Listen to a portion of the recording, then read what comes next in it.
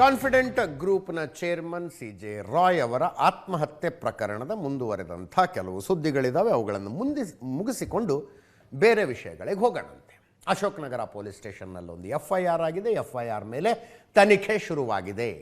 ದುಬೈಯಲ್ಲಿದ್ದ ಇವರ ಪತ್ನಿ, ಇವರ ಮಗ, ಇವರ ಮಗಳು ಬಂದಿದ್ದಾರೆ ಬೆಂಗಳೂರಿಗೆ. ಅವರಿಂದಲೂ ಮಾಹಿತಿಯನ್ನು ಕೇಳಿ ಪಡೆಯಲಾಗ್ತಾ ಇದೆ. ಅವರ ಮಗ ಮತ್ತು ತಮ್ಮನನ್ನು ಪೊಲೀಸರು ಕರೆಸ್ಕೊಂಡಿದ್ರು ಇವತ್ತು. ಅವರ ಪತ್ನಿ ಮತ್ತು ಮಗಳು ಇದ್ದಲ್ಲಿಗೆ ಹೋಗಿ ವಿಚಾರಣೆಯನ್ನು ನಡೆಸಿದ್ದಾರೆ. ಅವರ ಫುಲ್ ಫ್ಯಾಮಿಲಿ ಇತ್ತು.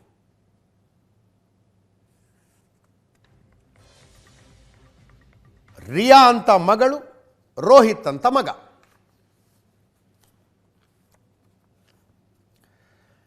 ಟಿ.ಎ. ಜೋಸೆಫ್ ಅಂತ one of the directors of confident group, ಅವರ ದೂರಿನ ಆಧಾರದ ಮೇಲೆ FIR ದಾಖಲಾಗಿದೆ. ಅವರು ಕೊಟ್ಟಿರೋ ಕಂಪ್ಲೇಂಟ್ ಏನಿದೆ? ಕಂಪ್ಲೇಂಟ್ನಲ್ಲಿ ನೋಡಿ, ನಾನು ಇಂಟ್ರಡಕ್ಷನ್ನಲ್ಲೇ ಹೇಳ್ತಾ ಇದ್ದೆ, ನಿನ್ನೆಯಿಂದ ಇದ್ದಂಥ ಅನೇಕ ಸ್ಪೆಕ್ಯುಲೇಷನ್ಗಳನ್ನು ದಿ ಎಂಡ್ ಮಾಡ್ತು ಕಂಪ್ಲೇಂಟು.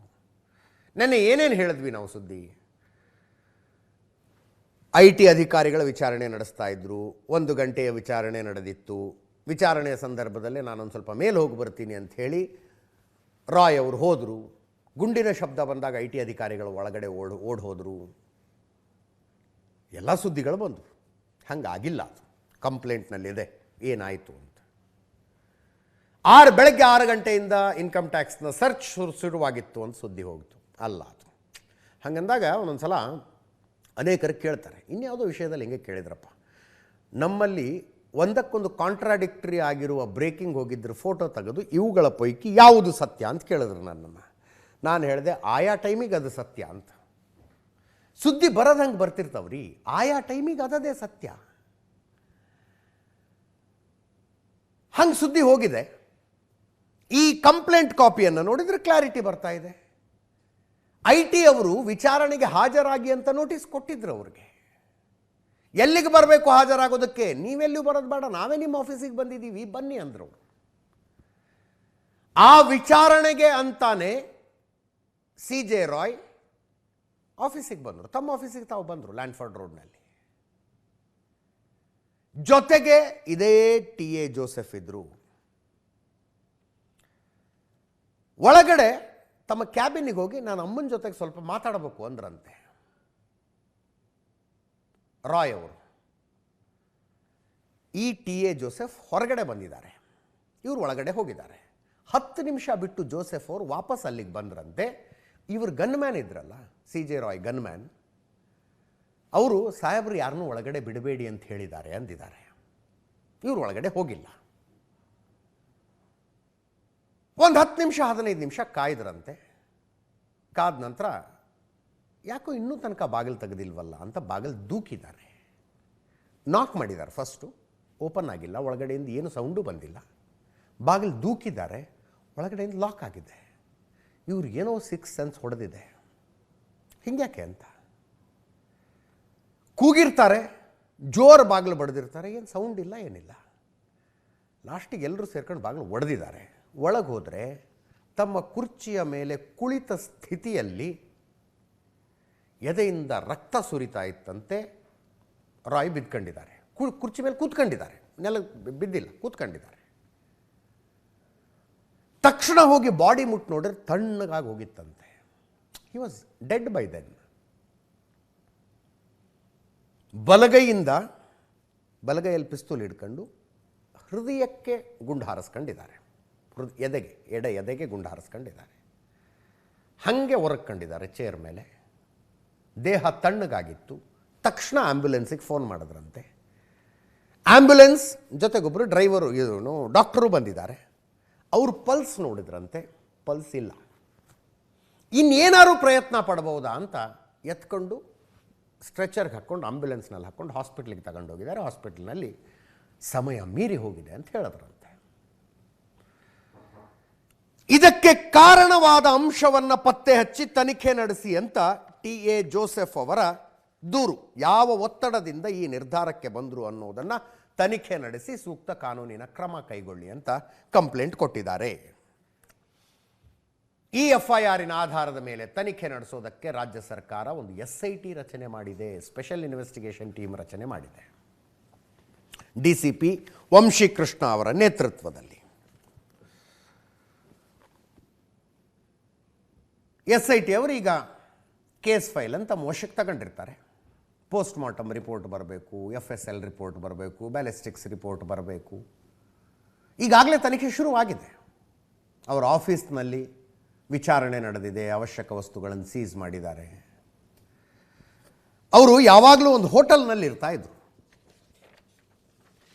ಎಂಥ ಹೋಟೆಲ್ ಹೆಸರು? ಕಾನ್ರಾಡ್ ಹೋಟೆಲ್, ಅಲ್ಸೂರ್ ಹತ್ರ.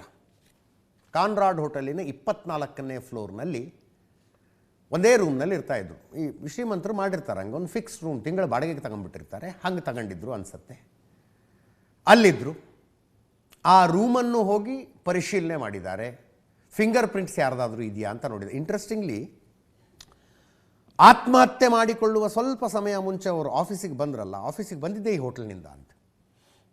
ಈ ಹೋಟೆಲ್ನಿಂದನೇ ಆಫೀಸಿಗೆ ಹೋಗಿದ್ದವರು. ಹಂಗಿದ್ರೆ ಹೋಟೆಲ್ಗೆ ಯಾರು ಬಂದಿದ್ರಾ? CCTV ಫುಟೇಜ್ಗಳಲ್ಲಿ ಏನಾದ್ರು ಅನುಮಾನಾಸ್ಪದವಾಗಿರೋದು ಸಿಗುತ್ತಾ? ಫಿಂಗರ್ ಪ್ರಿಂಟ್ಸು ಮತ್ತೇನಾದರೂ ದಾಖಲೆಗಳು ಸಿಗಬಹುದಾ ಅಂತ ನೋಡಿದ್ದಾರೆ. ಸುದ್ದಿ ತಿಳಿದ ತಕ್ಷಣ ದುಬೈನಿಂದ ಬಂದಂಥ ಇವರ ಕುಟುಂಬ ಕೂಡ ಅದೇ ಕಾನ್ರಾಡ್ ಹೋಟೆಲ್ನಲ್ಲೇ ಉಳ್ಕೊಂಡಿದೆ. CJ ರಾಯ್ ಅವರ ಹೆಂಡತಿ ಮತ್ತು ಮಗಳನ್ನು ಹೋಟೆಲ್ಗೆ ಬಂದು ಪೊಲೀಸರು ವಿಚಾರಣೆ ನಡೆಸಿದ್ದಾರೆ. ಮಗನನ್ನು ಮತ್ತು ತಮ್ಮನನ್ನು ಸ್ಟೇಷನ್ನಿಗೆ ಕರೆಸ್ಕೊಂಡಿದ್ರಂತೆ. ಸ್ಟೇಷನ್ನಲ್ಲಿ ಅವರ ವಿಚಾರಣೆ ನಡೆದಿದೆ. ಜೊತೆಗೆ ಅಮ್ಮನ ಜೊತೆಗೆ ಮಾತಾಡಬೇಕು ಅಂತ ಒಳಗಡೆ ಹೋಗಿದ್ರಲ್ಲ ಅವರು, ನಿಜವಾಗ್ಲೂ ಮಾತಾಡಿದಾರಾ? ಫೋನ್ ಕಾಲ್ ಡೀಟೇಲ್ಸ್ ತೆಗೆದ್ರೆ ಗೊತ್ತಾಗುತ್ತೆ. 2 ಫೋನ್ ಇದೆ ಅಂತ ಅವ್ರ ಹತ್ರ, ಒಂದು ಆ್ಯಂಡ್ರಾಯ್ಡು, ಒಂದು ಆ್ಯಪಲ್ಲು. 2 ಫೋನ್ಗಳನ್ನು ವಶಕ್ಕೆ ತಗೊಂಡಿದ್ದಾರೆ. ಒಂದು ಡೈರಿ ಸಿಕ್ಕಿದೆ. ಡೈರಿಯಲ್ಲಿ ಸಾಮಾನ್ಯವಾಗಿ ಏನು ಉದ್ದುದ್ದ ಸೆಂಟೆನ್ಸು ಡೀಟೇಲ್ಸ್ಗಳನ್ನು ಬರೆದಿರೋದಿಲ್ಲ, ಸುಮ್ಮನೆ ಏನೋ ಸ್ಕ್ರೈಬ್ ಮಾಡಿರ್ತಾರೆ ಅಷ್ಟೇ. ಅನೇಕ ಹೆಸರುಗಳಿದಾವಂತೆ, ನಟ ನಟಿಯರ ಹೆಸರುಗಳು, ಬಿಸ್ನೆಸ್ ಮ್ಯಾನ್ಗಳ ಹೆಸರುಗಳು. ಅವನು ಯಾಕೆ ಬರೆದಿದ್ರು, ಯಾವ ಉದ್ದೇಶಕ್ಕೆ ಬರೆದಿದ್ರು, ಆ ದಿಕ್ಕಿನಲ್ಲೂ ಕೂಡ ತನಿಖೆ ನಡೀತಾ ಇದೆ. ಅದರ ಜೊತೆಗೆ ನಿನ್ನೆ ಬಂದಂಥ ಆರೋಪ IT ಅವರ ಕಾಟ, ತುಂಬ ಕಾಟ ಆಗಿಬಿಟ್ಟಿತ್ತು ಅಂತ. ಬಟ್ ಜೋಸೆಫ್ರ ಕಂಪ್ಲೇಂಟ್ನಲ್ಲಿ ಅದರ ಬಗ್ಗೆ ಚಕಾರನೂ ಇಲ್ಲ, ಏನೂ ಇಲ್ಲ ಅದರಲ್ಲಿ. ಆಮೇಲೆ IT ರೇಡ್ ಆಗಿದ್ದು last month in the sense last month December 8ನೇ ತಾರೀಕು IT ರೇಡ್ ಆಗಿದ್ದು. ಡಿಸೆಂಬರ್ 3ನೇ ತಾರೀಕು IT ರೇಡ್ ಆಗಿದ್ದು ಇವ್ರ ಮೇಲೆ. ಕೇರಳ ಮತ್ತು ಬೆಂಗಳೂರಿನ ಅನೇಕ ಕಡೆಗಳಲ್ಲಿ IT ರೇಡ್ ಆಗಿತ್ತು. 3ನೇ ತಾರೀಖಿನಿಂದ 7ನೇ ತಾರೀಖಿನ ತನಕ ಸರ್ಚ್ ಆಗಿತ್ತು. ಈ ತಿಂಗಳಲ್ಲ, ಕಳೆದ ತಿಂಗಳು, 2 ತಿಂಗಳ ಹಿಂದಿನ ವಿಷಯ ಇದು. ಡಿಸೆಂಬರ್ 8ರ ನಂತರ CJ ರಾಯ್ ಅವರಿಗೆ ನೋಟಿಸ್ ಕೊಡಲಾಗಿತ್ತು. ಹಲವು ಆಸ್ತಿಗಳ ಬಗ್ಗೆ ಹಲವು ಕ್ಲಾರಿಫಿಕೇಷನ್ ಕೇಳ್ಕೊಂಡು ನೋಟಿಸ್ ಕೊಟ್ಟಿದ್ರು. ಕಾನ್ಫಿಡೆಂಟ್ ಗ್ರೂಪ್ನ ಆಫೀಸ್ಗೆ ನಾವು ಬರ್ತೀವಿ ಅಂತ ಹೇಳಿದ್ರು. ಡಿಸೆಂಬರ್ 18ನೇ ತಾರೀಕಿಗೆ ಬಂದಿದ್ರಂತೆ. ಡಿಸೆಂಬರ್ 18ನೇ ತಾರೀಕಿಗೆ ಅನೇಕ ಸರ್ಚ್ಗಳನ್ನು IT ಅಧಿಕಾರಿಗಳು ಮಾಡಿದರು. ಏನು ಎಕ್ಸಾಕ್ಟ್ಲಿ ಇದ್ದದ್ದಿಲ್ಲಿ? ಕೇರಳದಲ್ಲಿ 156ಕ್ಕೂ ಹೆಚ್ಚು ಫ್ಲ್ಯಾಟ್ಗಳನ್ನು ಇವರು ಮಾರಾಟ ಮಾಡಿದರು. ಆ ಫ್ಲ್ಯಾಟ್ ಮಾರಾಟ ಮಾರ್ಕೆಟ್ ರೇಟ್ಗಿಂತಲೂ ಕಡಿಮೆ ರೇಟಿಗೆ ಆಗಿತ್ತಂತೆ. ಮಾರ್ಕೆಟ್ನಲ್ಲಿ ಒಂದು ರೇಟ್ ಇರುತ್ತಲ್ಲ, ಅದಕ್ಕಿಂತ ಕಡಿಮೆ ರೇಟಿಗೆ ಮಾರಿದ್ರು. ರಿಜಿಸ್ಟ್ರೇಷನ್ ವ್ಯಾಲ್ಯೂನೂ ಕಡಿಮೆ ಮಾಡಿದ್ರು. ಅದೇನೋ SR ವ್ಯಾಲ್ಯೂ ಅಂತೇನೋ ಕರೀತಾರೆ ಅದನ್ನು. ಈ ಜಾಗದಲ್ಲಿ ಇಂಥದ್ದಕ್ಕೆ ಇಷ್ಟು ಬೆಲೆ ಅಂತ ಇರುತ್ತದು, ಅದಕ್ಕಿಂತ ಕಡಿಮೆ ರೇಟಿಗೆ ಮಾರಿದ್ರಂತೆ. ಎಷ್ಟು? 156 ಫ್ಲ್ಯಾಟ್ಗಳನ್ನು. ರಿಜಿಸ್ಟ್ರೇಷನ್ ವ್ಯಾಲ್ಯೂ ಕಡಿಮೆ ಮಾಡಿದ್ರು. ಅಲ್ಲಿ ಆನ್ ರೆಕಾರ್ಡ್ ದುಡ್ಡನ್ನು ಕಡಿಮೆ ತೋರಿಸಿ ಕ್ಯಾಶ್ನಲ್ಲಿ ದುಡ್ಡು ತಗೊಂಡಿದ್ದಾರೆ ಅನ್ನೋ ಇನ್ಫಾರ್ಮೇಷನ್ IT ಅವರಿಗೆ ಬಂದಿತ್ತಂತೆ. ಇದರ ಬಗ್ಗೆ ಕೇಸ್ ದಾಖಲಿಸಿಕೊಂಡು ತನಿಖೆ ಮಾಡ್ತಾ ಇದ್ರು. ಯಾಕೆ ನೀವು ಮಾರ್ಕೆಟ್ ರೇಟ್ಗಿಂತ ಕಡಿಮೆ ರೇಟಿಗೆ ಫ್ಲ್ಯಾಟ್ಗಳನ್ನು ಮಾರಿದ್ರಿ? ವಂಚನೆಯ ದೃಷ್ಟಿಯಿಂದ ವ್ಯಾಪಾರ ಮಾಡಿದ್ದೀರಿ ಅಂತ. CJ ರಾಯ್ ಅವರ ಸಹೋದರ ಅವರು ನೋಡಿ ನೆನ್ನೆ ಸ್ಪಷ್ಟವಾಗಿ ಹೇಳಿದ್ರು, ಇನ್ಕಮ್ ಟ್ಯಾಕ್ಸ್ನ ಕಿರುಕುಳಕ್ಕೆ ನಮ್ಮ ಅಣ್ಣ ಆತ್ಮಹತ್ಯೆ ಮಾಡ್ಕೊಂಡ ಅಂತ. ಹೆಸರು ಕೂಡ ಹೇಳಿದ್ರು ಅವರು. ಇನ್ಕಮ್ ಟ್ಯಾಕ್ಸ್ ಕೇರಳ ವಿಂಗ್ನ ಅಡಿಷನಲ್ ಕಮಿಷನರ್ ಕೃಷ್ಣಮೂರ್ತಿ ಕಿರುಕುಳಕ್ಕೆ ನಮ್ಮ ಅಣ್ಣ ಆತ್ಮಹತ್ಯೆ ಮಾಡಿಕೊಂಡಿದ್ದು ಅಂತ. ಇವತ್ತು ಅವರ ಆರೋಪದಲ್ಲಿ ಅಂಥ ಫೋರ್ಸ್ ಇರಲಿಲ್ಲ.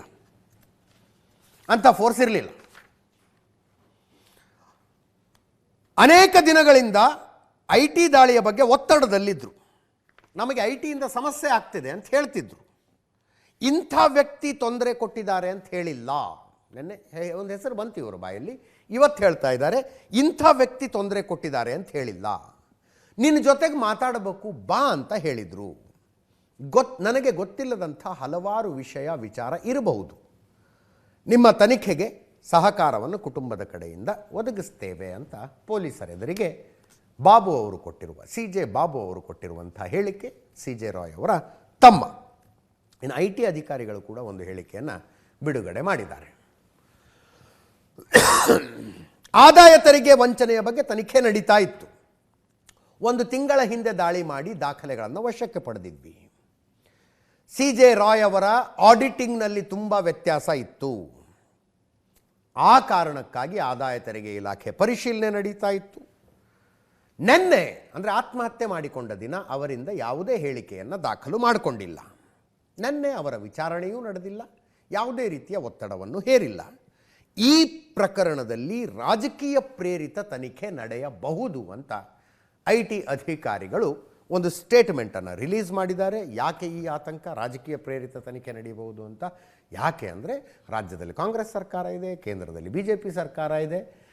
ಇನ್ಕಮ್ ಟ್ಯಾಕ್ಸು ಕೇಂದ್ರ ಸರ್ಕಾರದ ಅಧೀನಕ್ಕೆ ಬರುತ್ತೆ. ಕೇಂದ್ರ ಸರ್ಕಾರ ಇನ್ಕಮ್ ಟ್ಯಾಕ್ಸು CBI ED ಅಂಥ ಸಂಸ್ಥೆಗಳನ್ನು ಬಳಸಿಕೊಂಡು ರಾಜಕೀಯ ವಿರೋಧಿಗಳಿಗೆ ತೊಂದರೆ ಕೊಡ್ತಾರೆ ಅನ್ನುವ ಆರೋಪಗಳು ನಡೀತಾನೆ ಇರ್ತವೆ. ಇಂಥ ಟೈಮ್ನಲ್ಲಿ ಈ ಆತ್ಮಹತ್ಯೆಯ ತನಿಖೆ ನಡೆಸೋದು ಸ್ಟೇಟ್ ಪೊಲೀಸ್. ರಾಜ್ಯ ಸರ್ಕಾರ ತನ್ನ ಅಧೀನದಲ್ಲಿರುವಂಥ ರಾಜ್ಯ ಪೊಲೀಸರನ್ನು ಬಳಸಿಕೊಂಡು ಇನ್ಕಮ್ ಟ್ಯಾಕ್ಸ್ನ ಅಧಿಕಾರಿಗಳಿಗೆ ಕಿರುಕುಳ ಕೊಡಬಹುದು, ಕೇಸ್ ಹಾಕಬಹುದು. ಇದರ ಸಾಧ್ಯತೆ ಇದೆ ಅಂತ ಇನ್ಕಮ್ ಟ್ಯಾಕ್ಸ್ನ ಅಧಿಕೃತ ಹೇಳಿಕೆಯಲ್ಲಿ ಮೆನ್ಷನ್ ಆಗಿದೆ. ಅಂದರೆ ಪಶ್ಚಿಮ ಬಂಗಾಳದಲ್ಲಿ ನೋಡ್ತೀವಲ್ಲ ನಾವು, CBI ED IT ಗಳ ವಿರುದ್ಧ ಮಮತಾ ಬ್ಯಾನರ್ಜಿಯವರ ಭಾರೀ ಬಹಿರಂಗ ಹೋರಾಟ ಹಂಗಾಗಬಹುದು ಅಂತ ಇನ್ಕಮ್ ಟ್ಯಾಕ್ಸ್ನವರಿಗೆ ಒಂದು ಆತಂಕ ಕಾಡ್ದಂಗಿದೆ. ಹೇಳಿಕೆಯಲ್ಲಿ ಅದನ್ನು ಪ್ರಸ್ತಾಪಿಸಿದ್ದಾರೆ. ಉಳಿದಂತೆ ಡೈರಿಯಲ್ಲಿರುವ ಹೆಸರುಗಳ ಬಗ್ಗೆ ಪೊಲೀಸರಿಗೆ ಒಂದು ವಿಶೇಷ ಆಸಕ್ತಿ ಇದ್ದಂಗಿದೆ. ಚಕ್ರವರ್ತಿ ಚಂದ್ರಚೂಡ್ ಸಿನಿಮಾ ನಿರ್ದೇಶಕರು, ಪತ್ರಕರ್ತರು. ಅವ್ರು ಹೇಳಿದ್ರು ಹಿಂದೆ 2016ರಲ್ಲಿ ತೆಲುಗಿನ 3 ನಟಿಯರು ಇವ್ರನ್ನ ಹನಿ ಟ್ರ್ಯಾಪ್ ಮಾಡೋ ಪ್ರಯತ್ನ ಮಾಡಿದ್ರು. ಕೇಂದ್ರ ಸರ್ಕಾರದ ಹುನ್ನಾರ ಇರಬಹುದು ಇದರಲ್ಲಿ ಅಂತಾರೆ. CJ ರಾಯ್ ಪೊಲಿಟಿಕಲ್ ಫಂಡಿಂಗ್ ಮಾಡ್ತಾಯಿದ್ರು. ಕಾಂಗ್ರೆಸ್ಸಿಗೆ ಯಾರ್ಯಾರು ಫಂಡ್ ಮಾಡ್ತಾರೋ ಅಂಥವರನ್ನು ಕೇಂದ್ರ ಸರ್ಕಾರ ಕಾಡುತ್ತೆ. ಆ ಕಾರಣಕ್ಕಾಗಿ IT ಅವರನ್ನು ಟಾರ್ಗೆಟ್ ಮಾಡಿಕೊಂಡಿರಬಹುದು ಅಂತ ಕೇಳಿಸ್ಕೊಳ್ಳಿ. CJ ರಾಯ್ ಅವರು ಕಾಂಗ್ರೆಸ್ಗೆ ಪೊಲಿಟಿಕಲ್ ಫಂಡರ್. ಯಾರು ಜಾರ್ಜ್ ಅವ್ರ ಜೊತೆ ಇವರ ಒಡನಾಟ ಏನು, ಹ್ಯಾರಿಸ್ ಅವ್ರ ಜೊತೆ ಇವರ ಒಡನಾಟ ಏನು, ಇವರೆಲ್ಲ ಆತ್ಮೀಯ ಸ್ನೇಹಿತರು. ಬಿಸ್ನೆಸ್ ಇದ್ದಿರ್ಬೋದು ಇವ್ರದ್ದು.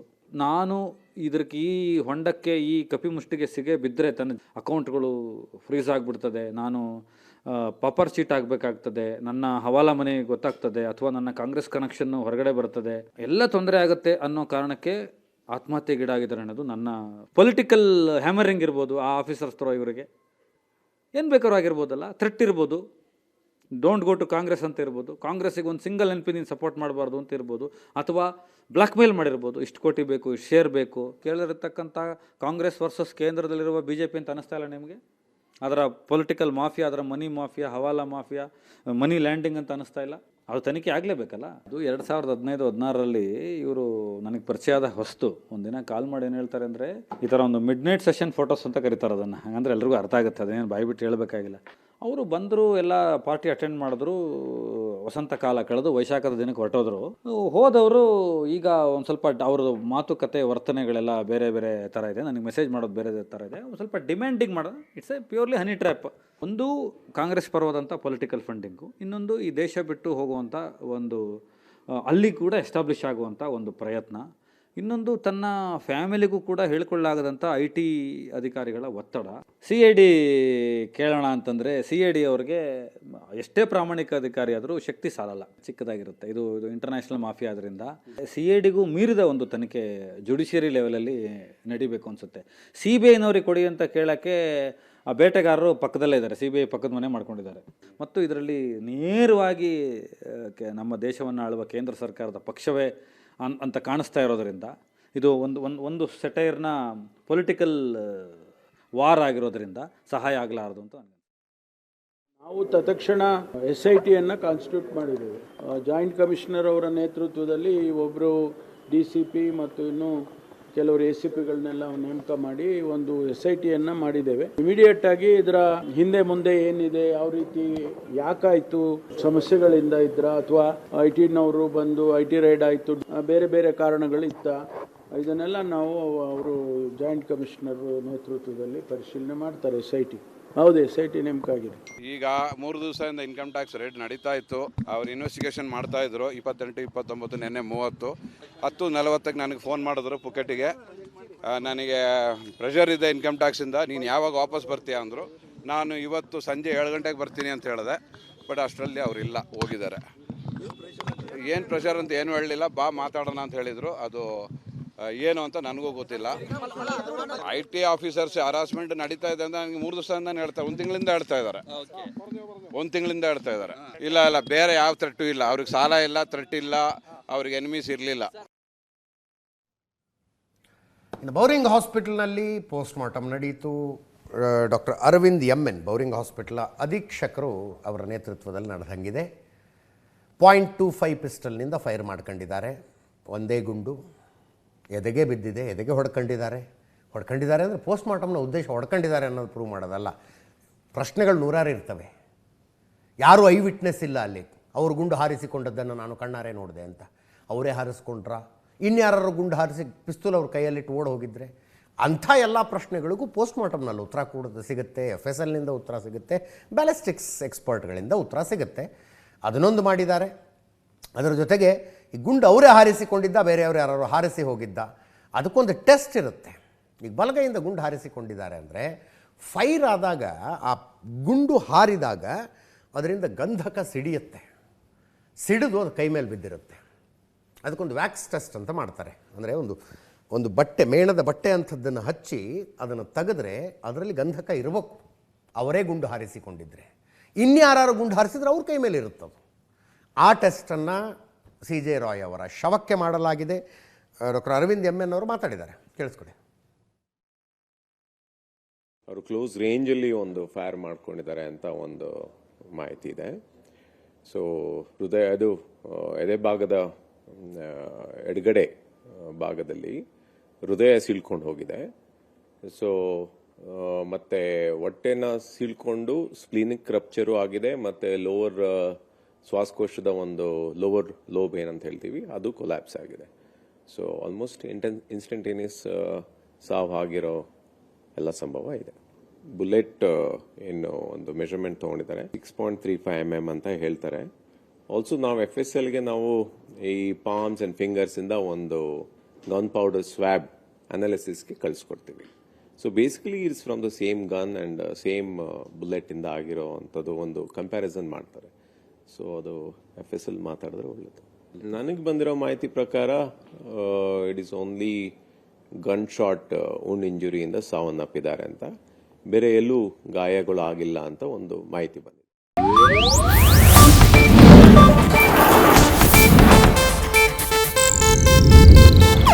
ಇದು ಏಷ್ಯಾನೆಟ್ ನ್ಯೂಸ್ ನೆಟ್ವರ್ಕ್ ಪ್ರಸ್ತುತಿ.